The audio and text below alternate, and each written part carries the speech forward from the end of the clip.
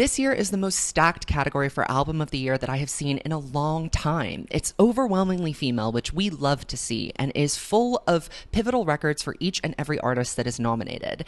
I think that there are 4 frontrunners and strong contenders for Album of the Year.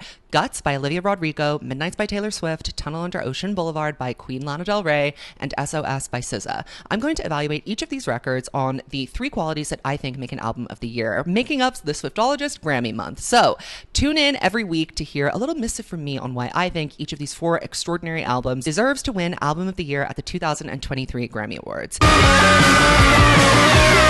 Welcome to my channel, or welcome back to my channel. If you're new here, my name is Zach. I am the Swiftologist, and I make thoughtful weekly videos about pop culture. I talk a lot about Taylor Swift, but this month we're branching out. We're talking about the Grammys. So today I'll be talking about Olivia Rodrigo's Guts, her biting sophomore album that dialed up the teen angst and triumphantly defeated the sophomore slump allegations, even though the jobless Swifties who were praying for her downfall will never accept that. The Album of the Year is kind of a silly and arbitrary award to begin with, but nevertheless, before we get into this video, I want to give you a quick word from the sponsor of today's video, which is Babbel. I want to say a huge thank you to Babbel for sponsoring this video. If you guys don't know, I am going to see Olivia Rodrigo live on the Guts Tour in Barcelona in June, and my 12th grade Spanish is really not doing very well, and I have always been a little scared of learning a language. So Babbel, which is one of the top language learning apps in the world, has invited me to take some of its intuitive lessons to help me learn a language through real-life conversations to brush up on my Spanish before I am thrown into Barcelona on my own. Now, there are definitely a couple of things that I want to say, one of them being, Atención, pickpocket! I don't know if you've seen those TikToks of that woman, I think it's in Milan, going after all the pickpockets and screaming at them. But my uncle got pickpocketed in Barcelona, so I want to be able to say that, but in Spanish, so that I can scream at the top of my lungs if someone tries to steal my phone. I also have no idea where the venue for Olivia in Barcelona is, so I'm going to need to be able to ask people how to get there. Luckily for me and for you, Babbel is scientifically proven to help you start speaking a new language in 3 weeks. The lessons are designed by real language teachers, which I really appreciate because it feels intuitive when you're on the app and scrolling through the lessons that you can do. There is a 20-day money-back guarantee if you're not happy with your experience, and you can get 2 free live classes with your subscription. Something I hated about learning Spanish in school was all of the kind of like formal rules about grammar. It really turned me off from wanting to delve into a language and understand how people actually speak it. So it's cool to me that Babbel teaches real-world conversations, which prepare you to have practical conversations about travel, business, relationships, and whatever else you might need abroad. A really unique and immersive feature on Babbel that I really like is the ability to eavesdrop on conversations. Something I've always heard from friends who speak multiple languages is that overhearing other people talking in like a relaxed and less formal way is a really good way to kind of osmosis and speed up your language learning abilities. Babbel has a podcast section of the app where you can go in and listen to 2 different versions of a conversation. You can listen to 2 people speaking in Spanish with an English host's guidance, and then after you're done listening to that and following the dynamic transcript so you can read what's going on, you can then listen to the conversation without any guidance whatsoever to really just kind of reinforce what you've heard. You can get 60% off your subscription using my link in the description box and pinned in the comments below. Let me know which language you're going to be signing up to learn, and will I be seeing you in Barcelona for the Guts Tour? Here are 2 phrases that I have recently learned on Babbel that I think are going to be of immense use to me in Barcelona. The first one is Atención carterista, which means attention pickpocket, because I need to know. And also, ¿Dónde es el concierto de Olivia Rodrigo? Guys, my accent, I don't know. I'm so shy, but it'll get better over time as I keep practicing. As I mentioned at the top of this video, this year is particularly stacked with amazing and deserving female artists with incredible records to award. The last year that I could find that really had a similar kind of stacking was 2010, where we had Lady Gaga, The Fame, Teenage Dream by Katy Perry, Fearless by Taylor Swift, who ended up taking home the trophy, and I Am Sasha Fierce by Beyonce. So Album of the Year is a specific award that has always received a lot of criticism and attention. Definitely the most prestigious accolade of the night, and it's highly sought after, and it's often a curveball thrown by the Academy members who seem to be increasingly out of touch with the public. But the Grammys isn't an award show that is intended to reflect what the public likes. It's supposed to award artists based on their artistic excellence, defined kind of vaguely by a number of different things. Showmanship, musicality, songwriting, and commercial appeal are all things that are taken into consideration. Most importantly, it's the blending of mass appeal with artistic innovation that tends to get awarded, and this is why we're pretty happy and we feel like it represents the culture when albums like Folklore win. And it's also why we're confused when albums from people like Beck or Jon Batiste win, because they don't have a lot of commercial penetration. The process of deciding who gets to be Album of the Year is kind of messed up and has undergone a revamp over the recent years. I'll quickly explain what's changed over the years, and if you're not interested in kind of figuring out how the Grammys decide who wins Album of the Year, I will leave a timestamp and you can skip straight ahead to me gushing about Guts. So here are some of the issues with the process. Top 40 artists are overwhelmingly favored, even though the Grammys purport to celebrate artistic excellence. Excellence doesn't always just line up with commerciality. Plenty of massively influential artists like Diana Ross, Jimi Hendrix, and Bob Marley were never awarded this honor. And the behind the scenes process of the nominations and voting was extremely opaque. It's become a little bit more clear, but every year there is a fresh wave of criticism as to the lack of diversity or the out of touchness of nominations and eventual wins. This is because secret screening committees, a procedure that was recently discontinued, used to have a final say of the nominees from a short list of about 30 artists. Allegedly, some members of those screening committees also had ulterior motives. Keep in mind that this is a peer and industry voted award ceremony, so the people who were voting for each and every category are industry people. And, all the different industry people may have different allegiances and alliances and specific artists that they have a vested interest in voting for. And I think that does give it a little bit of an air of unfairness. The out of touchness of the voters also extends to representation and diversity that we see in the nominations. Up until very recently, it was super difficult for non-white artists that weren't Beyonce, and even sometimes still hard for Beyonce, to get nominated in the main big four categories, which are Record of the Year, Song of the Year, Best New Artist, and Album of the Year. Non-white artists are often relegated to genre categories, which are often out of touch with the zeitgeist, as R&B and hip-hop and international music, other categories that are separate to the pop categories, continue to explode in popularity over the year. I mean, look at the influence of Latin music and K-pop. How can you say that neither of those things are of commercial interest to most of the world? I think there's also a political element to the Grammys because labels can only throw so much support behind each of their artists that are nominated, which leads them to invest probably more heavily their resources on a nomination campaign. Yes, artists have to lobby for their awards. They're not just given to them. That's why some artists that, do extensive lobbying are more likely to win awards than artists that don't like to do extensive lobbying. More on that in my Tunnel Under Ocean Boulevard essay next week. But does the lobbying part of it really sound like a process that celebrates excellence to you? No, it seems kind of political. So here is my assessment criteria for what I think makes an album of the year. And this is subjective, so it's completely my opinion. Cultural impact. Was it a moment? Were people talking about it? Did it inspire any copycats? This is definitely different to commercial impact. I am, as you may know from watching my videos, not a chart obsessed kind of person. I don't really think that's a good measure of artistic excellence, but it is a contributing factor to culture and legacy. Artistic excellence is my favorite category to kind of decipher how innovative is this record within the scope of its genre, and what was the creative process of making the album like? Who are the collaborators? I also look at the critical responses here too from industry experts and peers. And then legacy. How does this record interact with the artist's prior records, and what qualities would make it more deserving than a past record of theirs, if any, of album of the year? And legacy is a little bit difficult to parse because obviously these are all new albums that came out recently, but I think there are ways to tell whether an album is going to be an enduring hit or a memorable moment or not. Olivia collaborated closely with her producer Dan Nigro for Guts, and this album is inspired by her experiences following the success of Sour. It's really a reflection and a meditation on the maturity that you gain at the end of your teenage year, this painful, messy, and interrupted process of growing up.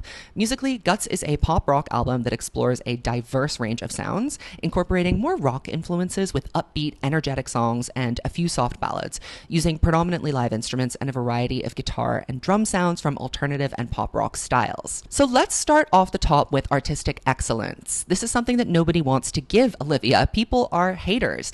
The brilliance of the best kind of pop music is that it obscures a deeper meaning or a tougher subject with a commercial sensibility. And Guts does exactly that. This is actually a unique record for an artist of Olivia's stature, her age, and her experience. I had always felt like Sour was a bit of an incomplete record. I thought there were 3 excellent singles, and the rest of the record felt a little bit rushed. The writing process for Guts was longer, and it took about a year and a half to fully create the 12 tracks that were included. There was a pressure on Olivia, for sure, to create another Sour. Reading back an interview that she gave to The New Yorker, I was really struck by how similar this was to Lord's perspective when creating Melodrama, because she kind of was put in a similar position. I remember Lord's producer Joel Little talked about how it was going to be difficult for her to kind of capture that relatability that she'd had on Pure Heroine. She ended up working with a different producer, Jack Antonoff, to come up with something wonderful, but Olivia really had this moment where she asked herself, oh my god, I'm not a 17-year-old girl going through my first heartbreak anymore. That's such a universally relatable experience. How the hell am I going to make something that people can get behind and relate to me the way they did before? So her mission here when going into the writing process for this record was to write songs that you would want to hear on the radio.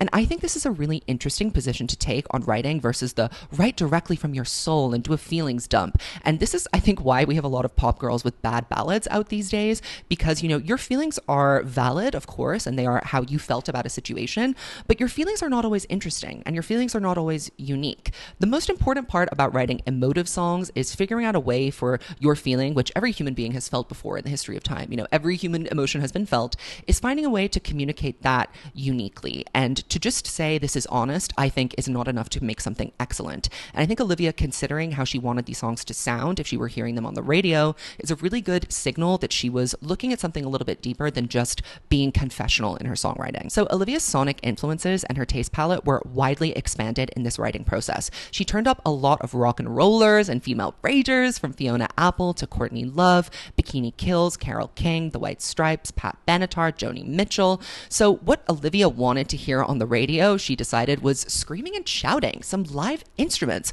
which really had not been featured that much in mainstream pop over the last few years. I would argue that the pop rock and pop punk revival as of late was definitely spearheaded a lot by what Olivia did on Sour. Something I really admire and respect about the writing process, and what I think really contributes to the artistic excellence of Guts, is that Olivia disappeared for a while and worked her ass off. She was going to poetry classes at USC and reading Leonard Cohen and Sylvia Plath. The best way to become a better writer, by the way, is to read often and read widely.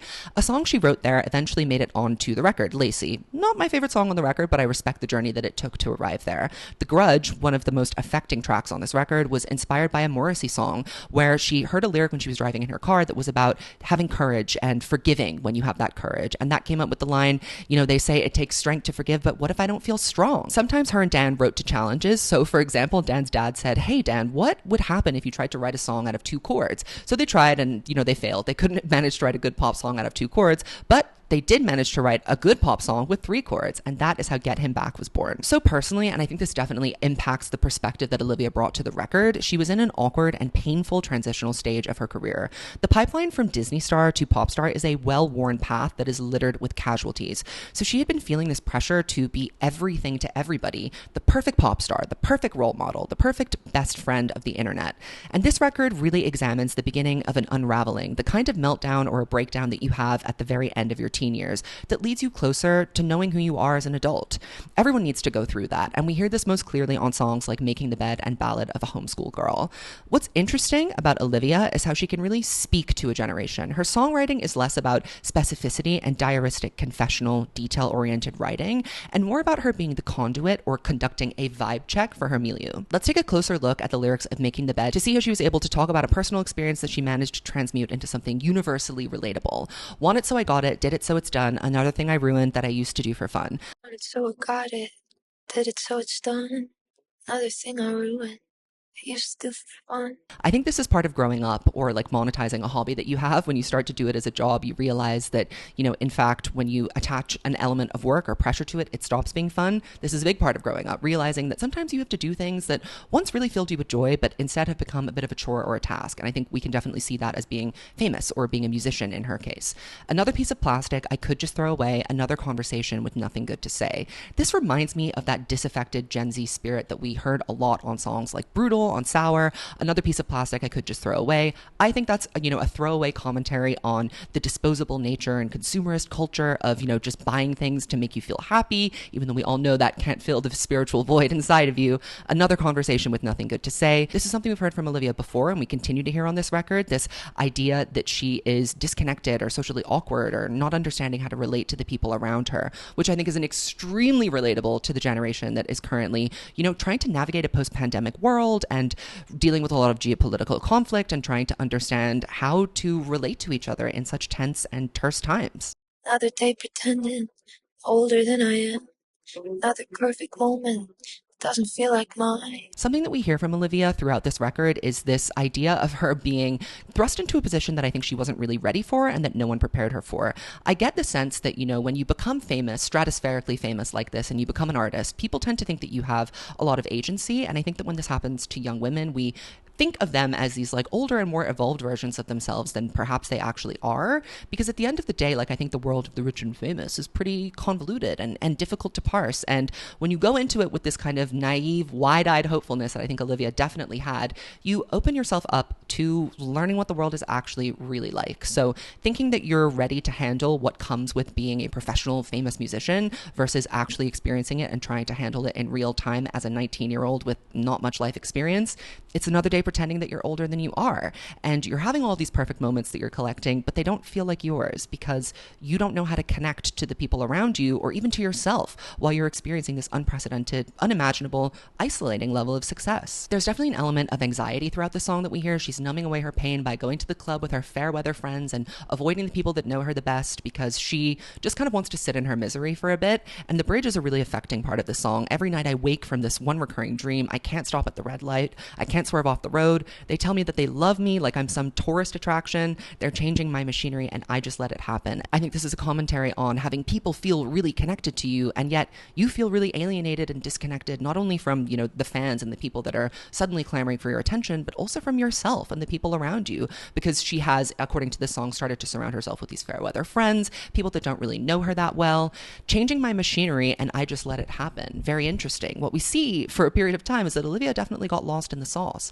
And this was the beauty of her taking a break, I think. She got to go and work through these things and write about them and figure them out and then come back, rather than having to navigate them totally in the public eye. I think more artists could benefit from taking a little bit of a step away from the spotlight. There is that impulse to just keep yourself as relevant as possible for as long as possible. But I think as a writer, the best thing that you can do is give yourself the space and the time to have nothing to do and get bored and see where your mind goes then. And she ends that bridge with, I got the things I wanted, it's just not what I imagined. More on that in Teenage Dream. I think we also see Olivia's sense of humor and also her ability to speak to her generation in Ballad of a Homeschool Girl. Being homeschooled is not necessarily a condition that everyone can relate to, but I think that the stilted nature, again, of the pandemic and socializing and trying to navigate the world after that for her generation, they have become a little disconnected from IRL conversations. Everything takes place on TikTok and online. So she's kind of making fun of herself not knowing what to do in a party. I laughed at the wrong time. I sat with the wrong guy, searching how to start a conversation on a website. Everything I do is tragic. Every guy I like is gay. The morning after I panicked. Oh God, what did I say? I think something that is very underrated about Olivia as well is her sense of humor. And that's something that came through really clearly in the writing of this record. She's not taking herself so seriously anymore. And I'll touch more on that later when I talk about the singles from this record. When I was doing my research and kind of trying to understand what frame of mind Olivia was in when writing Guts, I really appreciated her approach to writing and her willingness to be misunderstood. She said that one of her biggest goals in her career and a real point to emphasize is that she always wants to be challenging herself. And she said, I want to make music that's ever evolving. And even if people don't like that, well, all of my favorite artists are people whose every album is a choice and something ambitious. So if I can do that for my whole career, I'll be very happy. Olivia is an albums artist. And I find that to be very inspiring and very interesting. The way that she has gone about actualizing that is by really devoting herself to the craft of songwriting. Her writing process has become about volume and discipline. This is an important part of being an artist and a writer that I think people often overlook. Having the talent to have come up with an interesting thought is like 20% of the equation. 80% of the battle is showing up to write down on the page when you don't feel inspired, when your confidence is low, when you have nothing to say. Here is a little bit more of what she said about the quantity of her songwriting. I'm a big quantity-based songwriter. I just write so many bad songs, and I think that's how you get to the good ones. I think that showing the creative gods that you're there by showing up ready to do the work goes a long way. It's half the battle. There were certain days when I was in the studio and I would just be kind of petrified with fear, hearing all these voices in my head and feeling all this pressure that sometimes I kind of felt like I couldn't really write or be as creative as I wanted to be. That's definitely a hurdle that I had to overcome while making this album. Obviously, Taylor Swift has been cited by Olivia Rodrigo and many people who review her music as her number one inspiration for how to model her career. But in the promo cycle for Guts, I found it very interesting that she referenced a lot of different artists in terms of how she envisions her career going. She cites Alanis Morissette as someone whose career and personal trajectory she really admires, which I think is interesting because Alanis is maybe the opposite of Taylor. She kind of gracefully exited the spotlight when she was relevant and while continuing to do what she does by, just focusing on the work and not chasing accolade after accolade. I get the sense that as an artist, Olivia is much more creatively driven and she's not goal oriented. So if there isn't something to say, if she can't come up with something good, she would rather say nothing at all. Something that I also really appreciate and like about Olivia that I'll talk about more when I get into the marketing and promotion of this record is that she really is not focused on chart success. Here's something that she said in an interview. I don't care about beating anything that came before me. I don't care about how it does on the charts or if the radio stations like it, whatever. I just wanted to make something with this album that I would love. And I really had to learn how to have discipline in the craft of songwriting. I just had to show up every day and write something even if I didn't feel like it. And I think it sharpened my skills as a songwriter having to do that. This is what I think is very excellent about Olivia's approach to being an artist. I think a tension and an undercurrent that drives through all of the songs on this record, though, is Olivia grappling with what it means to be the next big thing. We can hear her processing in real time the weight of being a young artist with a large following on social media, who also has that pressure and expectation of being a Disney star with a role model attached to it. We hear this on Pretty Isn't Pretty and Teenage Dream, the latter of which I think is one of the most interesting songs on this record.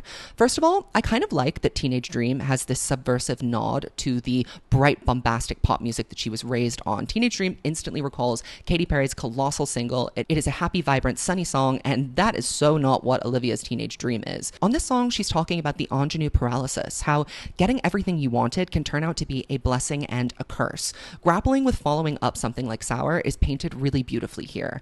And what's interesting about a lot of the sophomore triumphs, aside from Olivia, from artists that I love and would consider Olivia's contemporaries, Melodrama by Lorde and Fearless to a certain extent, is that both Taylor and Lorde seemed very unaware of the pressures surrounding them when it came to creating a follow-up on the music itself. That's not to say they didn't feel the pressure, but that they didn't write about it or let it come into the record that they were creating. Taylor, I think, was in a bit of a different position because her debut record was not received the way that Sour and Pure Heroin were. It was kind of a slow burn. Fearless was really her watershed moment. But when I think about Melodrama, this certainly rings true. But I think there's something very unique about Olivia's sophomore slump, fourth wall breaking here that I really dig. And she says this very directly on Teenage Dream. You got your whole life ahead of you. You're only 19, but I fear that you already got the best parts of me. I'm sorry that I can't be your teenage dream. This idea of being over just as you've begun is a very depressing and kind of revealing insight that I think, a lesser artist or someone that wasn't willing to be as straightforward would not reveal on a song. It's not posturing or pretending that everything is perfect. It's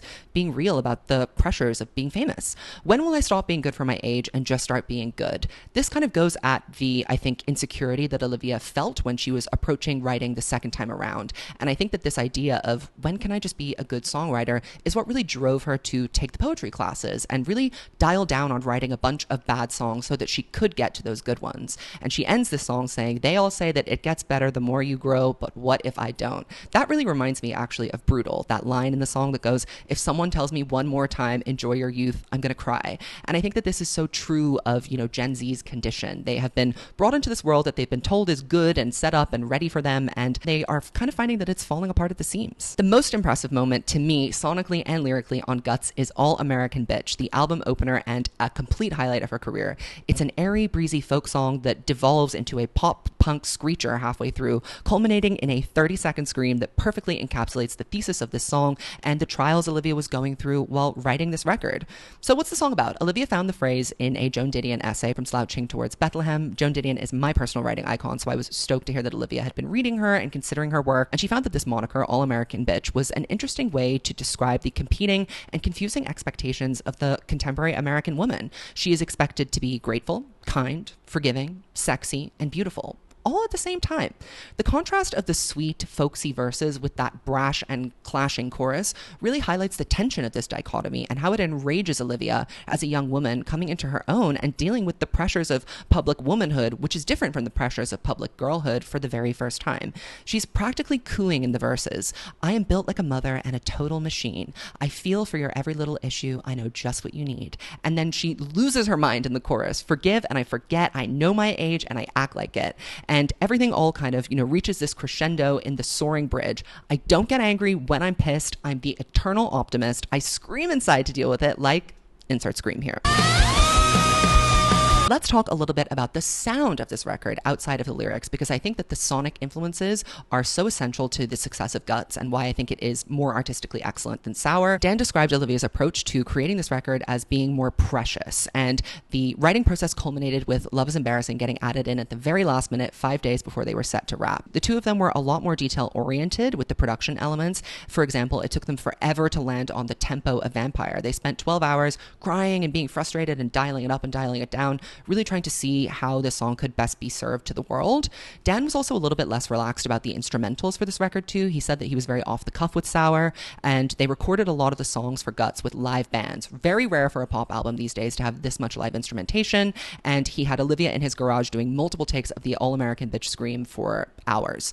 The writing sessions started off really strong with Ballad of a Homeschool Girl, Get Him Back, and Bad Idea Right, these kind of like bratty, gutsy songs, but the process took a serious turn when Olivia came to Dan with The Grudge college and teenage dream. And at this point, he didn't say it to her, but he was starting to feel a little bit worried about what would tie this record with all these disparate vibes and elements together. So when Olivia came to him with All American Bitch, he felt an immense amount of relief because this was it. This was the center of the album. But he also felt a lot of pressure to record that song exactly right because he knew that it would be a career highlight, and he killed it. So congratulations, King. Overall, both Dan and Olivia have described this process of writing this record as being extremely difficult, and their aim was to make it seem as effortless as possible, despite the fact they went through a lot of trials and tribulations to complete the album, and I think that they did an incredible job. Now let's talk about the impact and legacy of Guts. Sour was received tentatively well for a debut record. Many critics, myself included, pointed out that it sounded unfinished and premature. Olivia's Avril lineage, I always felt, was way more in tune with her skill set than her Taylor Swift lineage, so it's interesting that she pivoted more towards that style of performance, but instead of going to the derivative and using Avril Lavigne as her source material, she went straight to the originators of this style, the 90s and early 2000s pop punk and pop rock artists like Courtney and Fiona Apple. To me, Guts was kind of marketed as a continuation of Sour rather than a departure, which I felt was very smart because of how young she is and how much promise and potential there was with Sour. Even the visual branding of Guts seemed like a calculated step in just a slightly edgier direction, sticking to the purple and bringing in harsher elements and a little bit more gothic styling. When we talk about blending artistic and commercial elements here, I think that singles are a really good example of how you can be a big pop girl with pop moments and still retain some unique weirdness on your album at the same time. Vampire, the lead single of Guts and definitely the most successful song on the record, is a tune that only Olivia Rodrigo could pen. It received Best New Track on Pitchfork, which is a discerning honor, and I liked what they said about it in their review. I should have known it was strange, you only come out at night, Rodrigo sings, balancing rage and disappointment, both in this crummy dude and herself. By the time she reaches the chorus's conclusion, she's rightfully furious. Bloodsucker, fame bleeding me dry like a goddamn vampire. This is how you leave a guy for dead. Period. Pitchfork. I love the song. It was an instant classic to me and a highlight of the year. It kind of reminds me of Green Light by Lorde. Walk with me on this, in that musically it's quirky and has an atypical song structure, the imperfect pop song. It begins as an intimate piano ballad and transforms into this colossal, shattering, epic, goth pop jaw-dropper with an incredible and charismatic vocal performance. Again, it is a song that only Olivia Rodrigo could deliver like this. The lyricism is very theater kid energy, and this song, just as a concept, could have become very corny very quickly, but I think she rocks it by fully committing to the bit. The perspective that Olivia is giving here is a really great depiction of her artistic maturity. She's still young and vulnerable and desperate for love, but she's been burned deeply, and not just in a casual way. Someone has really messed with her mind, and she's got the self-awareness to say, not only did you mess me up, but maybe I should have known better. This was a brave and I think kind of a weird single choice. Dan, her producer, was angling for Bad Idea, right? But I think her label probably supported Vampire because of the driver's license associations, with first single ballad Olivia. It's a formula that works. This song is a real stunner and an album highlight to me. The cultural impact of this record is solidified by this song alone, which will absolutely stand the test of time. Just wait and see. It debuted at number 1 on the Hot 100 and has been a pretty stable chart sitter, rebounding back to number 1 when the record was released. This song, like Driver's License, was able to appeal to a very wide audience. People outside of her target demographic were tuned into this song. And the video for this is interesting. Do I think it really depicts the story? When you have a concept like Vampire, why are we doing something abstract, Do I think it fits the momentum of what the song became? No. I like to see a Petra Collins moment. She's the director of this video, and I think it was beautifully shot, but the video definitely kind of fell flat for me. Next up was the second single from Guts, Bad Idea, right? Which I liked, but I don't think this is a standout track from the record, which seems to be a hot take because everybody loved it. I think this was a bit of a misstep as a second single. We should have gone straight into All American Bitch or another upbeat song on the record. I can see the logic of releasing this after Vampire to show the album isn't so self-serious and has this spiky punk edge to it, but again, there are better examples of that. Olivia's sense of humor is often underrated, and her vocal delivery on this is quite hilarious. That's what really makes the song, I feel. And the way it sounds like she's talking to herself or she has this inner monologue is really immersive. We also get glimmers of this on Vampire too, with that how do you lie, how do you lie, how do you lie ad-lib and refrain. And in Bad Idea, right, she's trying to talk herself down from rebounding with an ex, but it happens, girl. The video was stylish and felt like it was picking up where Good For You left off, kind of, but I still felt this to be a little boring. This also got a Best New Track from Pitchfork. I guess they're Livy's now. This song peaked at number 7 on the Hot 100. Then we have Get Him Back, which was the third single and such an obvious choice for a lead single or a pre-release, but I'm so glad that it was kept back until we got to have the full record because it was such a joy listening to this as a surprise. It's like an engineered, excellent pop song. It has this Avril Lavigne vibe to the music video, which really reminds me of Avril's visual for Don't Tell Me. Again, Olivia's sense of humor is on full display here. I want to key his car car. I want to make him lunch. I want to break his heart and stitch it right back up. Very much shows that horror of ping-ponging back and forth with someone who is just no good for you, articulated in such a fun and, age-appropriate way. This song peaked at number 11. I think it's kind of hard to make a single work outside of an album context these days, especially as we're just eating up content for breakfast, lunch, and dinner. The marketing campaign and release for Guts was somewhat affected by the writer's strike, I think. A lot of the late night shows where stars do their interviews and performances were on a forced break and hiatus. I imagine this would have made filming content rather difficult as well, but that didn't seem to interrupt the workflow of the music videos. Olivia also, as I mentioned earlier, took a break before this record, which was such a good decision. It felt fresh and new and good to hear from her again. I think the music really spoke for itself, and Olivia's kind of less enthusiastic promo schedule kind of spoke a truth that she mentioned in that interview I referenced earlier, which is that charts and numbers really are not that important to her. She's in it for the long haul, and she's creating a body of work, and Guts is such a worthy entry to that. Nevertheless, despite what the haters and losers say about Guts not having any sort of impact, it was a commercial success. The tour instantly sold out. It debuted at number 1 on the Hot 100 with 302,000 units sold, which is 7,000 more than Sour. So to all the people who said that Guts was a flop compared to Sour, be quiet. And all 12 tracks charted in the Billboard Top 40. There's a really interesting Billboard article that I will link down below that is a roundtable of industry experts and chart watchers on what the expectations of Guts were when Sour came out and how they feel that Olivia's team and her management might feel about how the singles performed. So one of the questions that was posed to the roundtable was, do you think the singles overperformed or underperformed? Jason Lipschitz said that they overperformed. Vampire is a singular pop radio experience these days, he says, sprawling and theatrical in approach compared to the clipped and ultra catchy songs in power rotation around it. While Bad Idea Right slides into the good for you lane, but rocks harder and shrugs off pop appeal more vociferously. The fact that both singles have logged multiple frames in the top 10 and that one of them has spent a pair of weeks at number 1 while being notably out of step with modern pop trends illustrates Rodrigo's current power as an A-list artist capable of bending popular music towards her interests. That, I think, is what makes Vampire such a successful and impressive song to me, and a real indicator that Olivia as an artist is here to shift and shape the culture. She is able to, be successful regardless of what genre music she's putting out. Whether or not it's totally in line with what's popular or going viral on TikTok, she is still able to command the attention of a room. When we talk about critical reception, Guts was received much better critically than Sour. It received widespread critical acclaim with a 91 out of 100 score on Metacritic based on 22 professional reviews. Rolling Stone praised the album as an instant classic and celebrated the songwriting, calling Olivia a significant and enduring rock star. Billboard again described it as the year's most comprehensive pop album, and the New York Times found the album to be emotionally intense and well matched to Rodrigo's storytelling. Here are some quotes from reviews that I really liked. From Pace Magazine: Guts is a brash, sobering look at the totality of fame on a young woman, how it consumes, abuses, and isolates. The Independent said that Guts sees Rodrigo smash her way out of the confines of small screen life and arrive kicking and screaming into her real life. No more red lights or stop signs in her way. And I was so pleased to see one of my favorite writers, Gia Tolentino, profiling Olivia Rodrigo for Vogue when Guts was, in the process of coming out. She described Olivia Rodrigo's appeal really well. Olivia wasn't dwelling in the territory of bubblegum locker door fairy tales, nor was she aggressively making statements that she was edgy and grown. She'd simply captured what it was like to be 20, an age when you're sometimes blazing with ridiculous lust, thrilled to be seen as beautiful, and enraged by other people's expectations. So because of everything I've mentioned to you in this video, I think that Guts is a perfectly worthy and deserving potential recipient of Album of the Year.